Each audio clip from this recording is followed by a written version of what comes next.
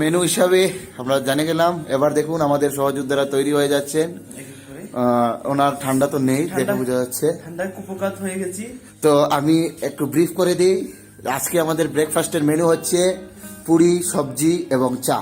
যা গ্যাস যাদের আছে, অম্বল যাদের হয়, তাদের জন্য খুবই উপকারী, সেটা খুব দ্রুত হবে। তাই আমি আমার গ্যাসযুক্ত এবং যিনি গ্যাসের সমস্যায় সবসময় জড়িত থাকেন ওনার কাছ থেকে জানতে চাইব। পুরি আর সবজি, চা। পুরি, সবজি, চা। প্রথমত আমার এই কথা শোনার পরে আমার কিছু বলার নেই, ঠিক আছে। আমি স্তম্ভিত যে আমার অর্গানাইজ কমিটির যে মেইন যে অর্গানাইজার, সে এই ধরনের একটা উপস্থাপন কিভাবে করতে পারলো, যে এই এই এই যে একটা ব্যক্তি যে গ্যাসে অম্বল রোগে ভুক্তভোগী, তার জন্য বুঝতে পারলাম না। ওকে, ধন্যবাদ।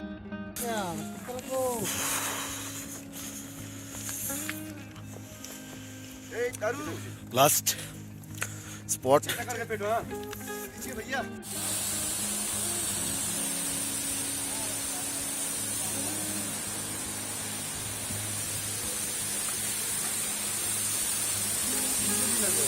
एनटीपी लगेगा कितना?